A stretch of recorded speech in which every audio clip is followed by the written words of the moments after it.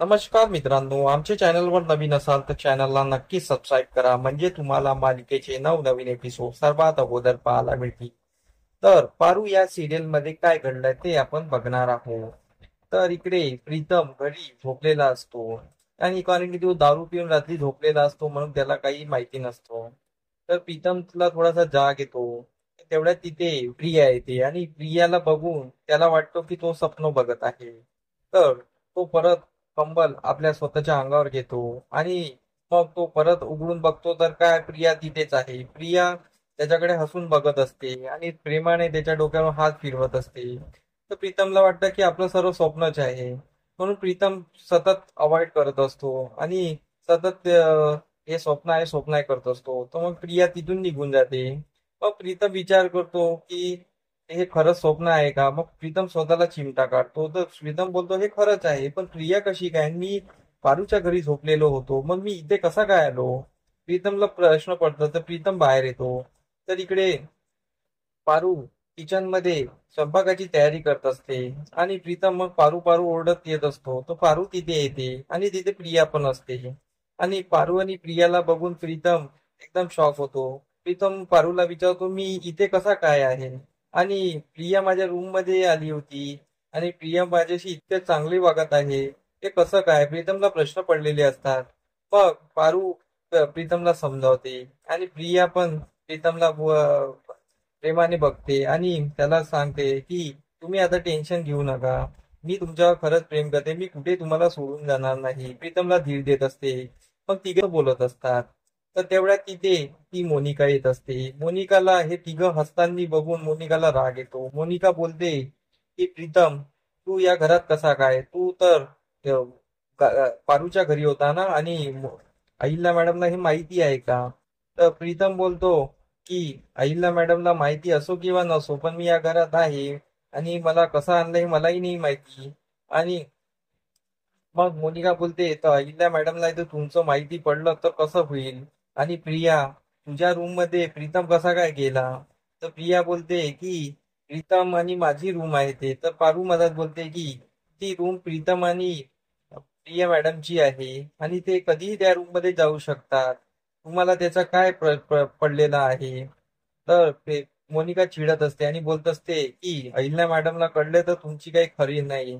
तर मोनिका खूप चिडली असते आणि ती जोरात जोरात ओरडत ती हॉलमध्ये जाते आणि अहिल्या मॅडमला सर्वांना खाली बोलावते. सर्वांना खाली बोलावल्यानंतर ती आरडाओरडा करत असते आणि बोलत असते की प्रीतम घरात आलेला आहे आणि अहिल्या मॅडम तुम्ही मला काय वचन दिलं होतं, आणि तुम्ही माझ्याशी असं कसं वागू शकता, तुम्ही प्रीतमला कसं काय आत घेतलं, आणि तुम्ही तर स्वतःच्या सत्तेची देवती मानता ना, सत्तेच्या देवी आहे ना तुम्ही, मग तुम्ही असं कसं वागू शकता, तुम्ही प्रीतमला कसं आत घेतलं, आणि तुम्ही असा माझ्यासोबत दुर्व्यवहार कसा काय केला, आणि तुम्ही प्रीतमला शिक्षा द्यायची सोडून तुम्ही प्रीतमला आत घेतलं आणि ते पण प्रियाच्या रूम मध्ये गेला. तर इकडे आईला तिच्याकडे बघून हसत असते. आईला बोलते हो का. तर अहिल्या नाटक करत असते, अहिल्या सर्व माहिती असते.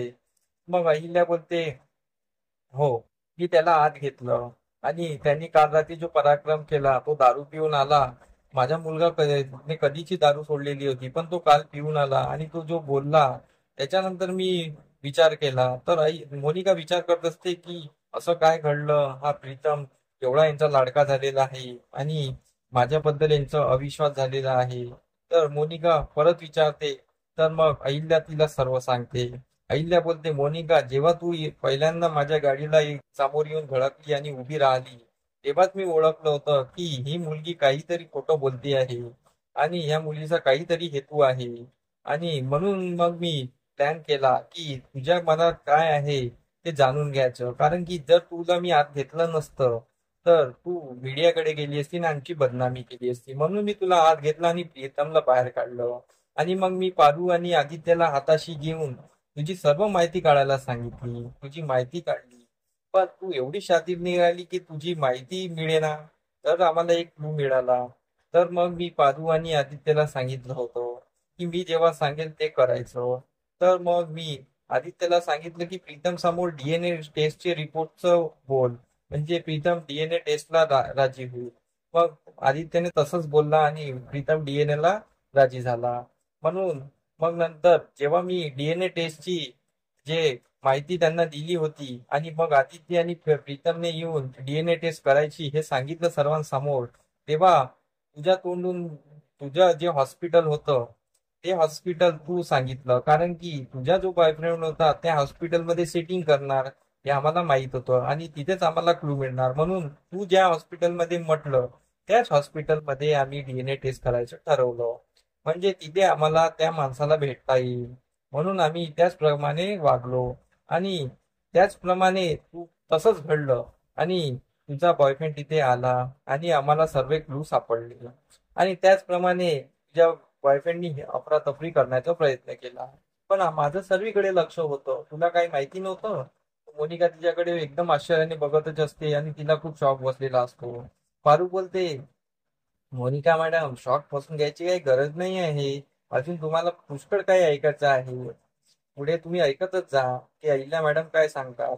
आणि तुझ्यासारखी आपडुबली पोरगी आमच्या घरात माझ्या मुलावर काही गुण आरोप करणार, मी सहन करणार. पण माझ्या प्रीतमवर विश्वास होता आणि प्रियावर पण विश्वास होता, म्हणून मी तुझ्या मागे यांना लावलं होतं आणि तुझ्या मागे सुगावा करायला सांगितले. तिथे तुझा बॉयफ्रेंड घावला आणि तिथे आम्हाला कळलं की हे बाळ प्रीतमचं नाही आहे, हे बाळ त्याचं आहे आणि तुला ऐशो आराम पाहिजे होता. कारण की जेव्हा मी तुला पहिल्यांदा घरात बघितलं होतं आणि प्रीतमला घरात बाहेर काढलं तर तुला काही फरक पडला नव्हता, कारण की मला वाटलं होतं अगोदर तुला प्रीतमवर प्रेम असेल, पण नाही. प्रीतम घराच्या बाहेर निघाला तरी तुला काही फरक पडला नाही, म्हणजे तू या ऐशो आरामसाठी या घरात आलेली होती असं मला पूर्ण खात्री झालेली होती.